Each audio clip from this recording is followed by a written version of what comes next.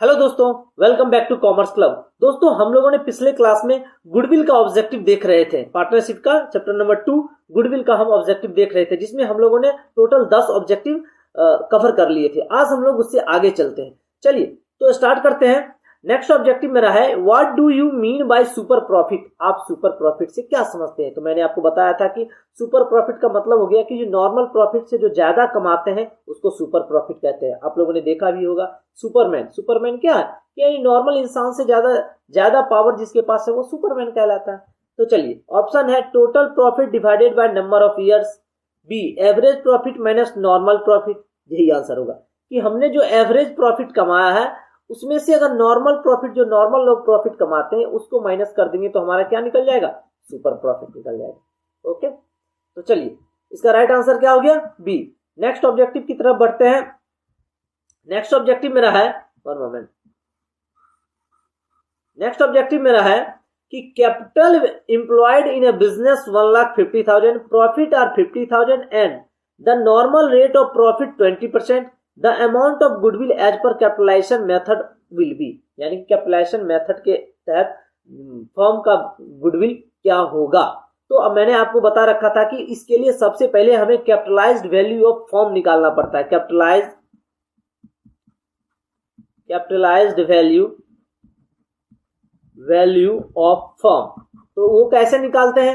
तो देखिए, मिटा देता हूं इसको, थोड़ा सा स्पेस कम है। तो सबसे पहले हम निकालते हैं कि 50,000 प्रॉफिट जो है वो 20% है, तो 100% कितना होगा? 100% कितना होगा? तो ये 100% अगर हम इसे काटते हैं तो 5 यानी कि 2.5 lakh. Capitalisation value of firm कितना निकल जाएगा? 2.5 लाख। यानी कि फर्म का कैपिटलाइजेशन वैल्यू कितना निकल गया? 2.5 लाख। और हमने कैपिटल लगा कितना रखा था? 1.5 लाख। तो हमारा गुडविल कितना निकल गया? 1 लाख। इसको दूसरी भाषा में मैं समझाता हूं कि हम 50,000 प्रॉफिट कमाने के लिए दूसरा फर्म जो है वो 2.5 लाख रुपया लगा रहा है। 2.5 लाख लगा रहा है, तब जाके वो 50,000 प्रॉफिट कमा रहा है। लेकिन हम 1.5 लाख लगा के ही 50,000 प्रॉफिट कमा लिए। इसका मतलब जो 1 लाख हम कम कैपिटल लगाए वो क्या है? वही तो गुडविल है। कुछ लोग बहुत सारा इन्वेस्टमेंट करके तब इतू सा प्रॉफिट कमाता है, और जो पुरानी फर्म होती है जिसका नाम होता है वो थोड़ा इन्वेस्टमेंट करता है, उसका सेल ज्यादा होता है, तो वो क्या कहते हैं, प्रॉफिट उससे ज्यादा कमा लेता है।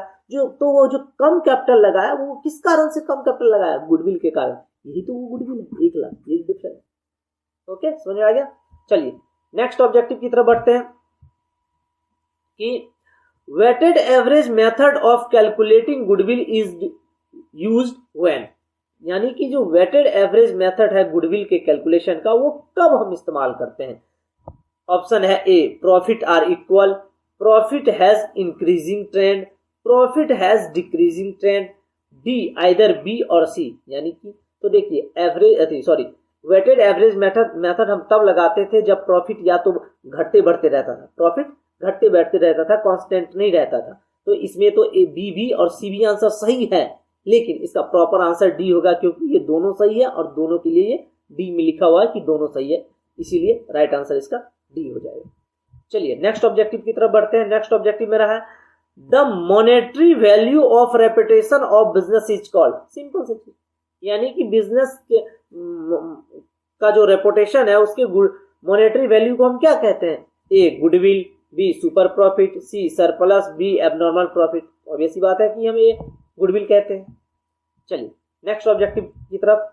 नेक्स्ट ऑब्जेक्टिव मेरा है कि A firm has an average profit 60,000, rate of return on capital employed is 12.5% per annum, total capital employed is the firm was 4 lakh, goodwill on the basis of 2 years purchase of super profit is। यानी कि ये कह रहा है कि super profit के हिसाब से आपको गुडविल कैलकुलेट करना है। कैसे निकालिए? तो देखिए, इसमें सिंपल सा फंडा है कि 60,000 हम प्रॉफिट कमाए हैं, rate of return capital employed इस 12.5% है। यानी कि हम अगर जितना कैपिटल लगाते हैं उस पर 12.5% अर्न करते हैं, कमाते हैं, और हमने कैपिटल लगा कितना रखा है? 4 लाख। तो हमें कमाना कितना चाहिए था? 4 लाख मल्टीप्लाई 12.5, ये निकल के कितना आ जाएगा? बरचौ के 48 और उधर हो गया 2000, यानी 50,000। कितना निकल के आ गया 50,000, यानी 4 लाख पे हमें इस रेट से हमें 50,000 रुपया कमाना चाहिए था, लेकिन हमें प्रॉफिट कितना हो गया 60,000। हमें कितना हो गया प्रॉफिट 60,000। तो जो डिफरेंस आएगा 60,000 और 50,000 के बीच में क्या है, यही तो सुपर प्रॉफिट है। हमने 4 लाख लगाया, उस पे सारे 12% दूसरे लोग कमाते हैं, जिसका जो होता है 50,000, हमने कमाया 60,000, तो जो 10,000 एक्स्ट्रा कमाया वो क्या, वही तो सुपर प्रॉफिट है। तो इसका राइट आंसर क्या हो गया, सी is the right answer.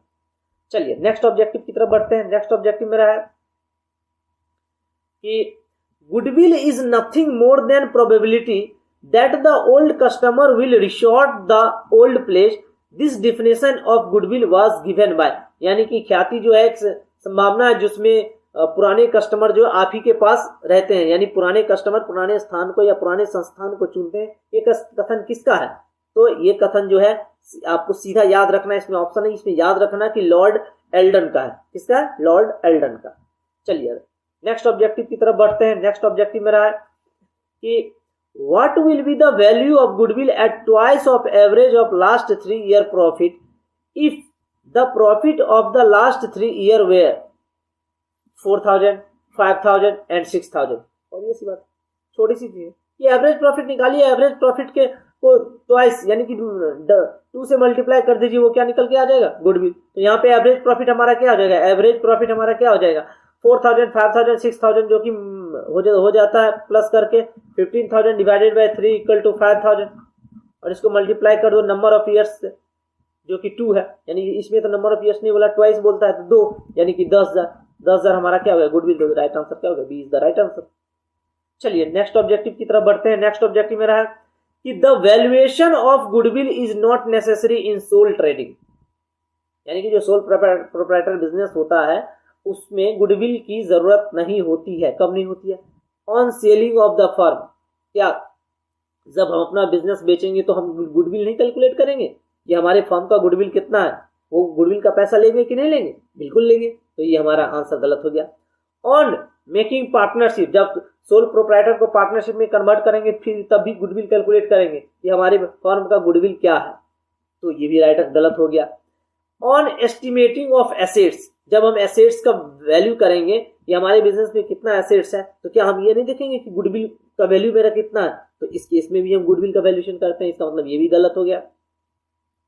On closing of the firm, अब सिंगल बिजनेस है भाई, सिंगल बिजनेस को हम बंद ही कर रहे हैं तो उसमें हमें गुडविल का वैल्यूएशन करके क्या करना है, तो इसका राइट आंसर क्या हो गया, राइट आंसर हो गया डी, यानी कि क्लोजिंग के समय, फर्म के क्लोजिंग के समय हमें गुडविल का वैल्यूएशन करने की कोई जरूरत नहीं है।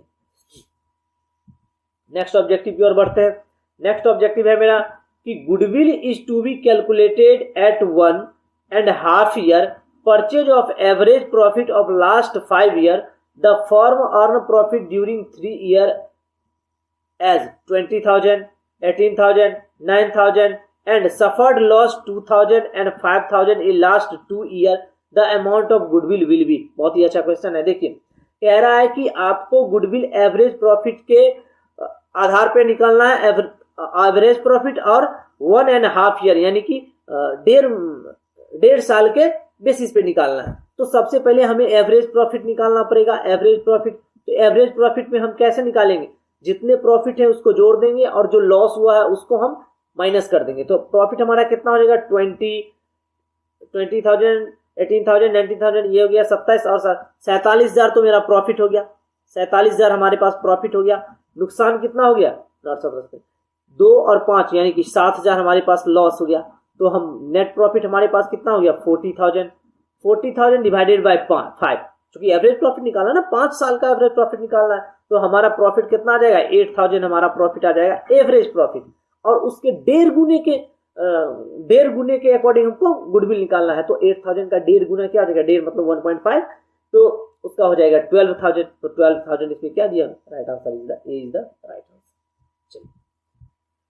20 नंबर है कि when there is no goodwill account in the books, the goodwill is raised ...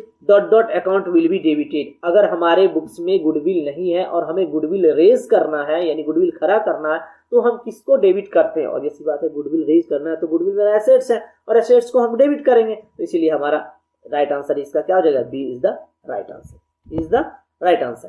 तो मेरा चैप्टर यहाँ पे गुडविल का क्लोज होता है। आई होप आप लोगों को सारा का सारा ऑब्जेक्टिव क्लियर हो गया होगा। अगर आपको किसी भी ऑब्जेक्टिव में कंफ्यूजन है तो आप हमें कमेंट सेक्शन में कमेंट कीजिए, मैं उसका फिर से एक्सप्लेनेशन देने की पूरी कोशिश करूंगा। तो इतना आज के वीडियोस में इतना ही। मेरा वीडियोस देखने के लिए बहुत बहुत शुक्रिया, और फिर से एक रिक्वेस्ट है कि आप लोग चैनल को थोड़ा सब्सक्राइब कीजिए और अपने दोस्तों के बीच में वीडियोस को शेयर कीजिए। तब तक के लिए गुड नाइट, और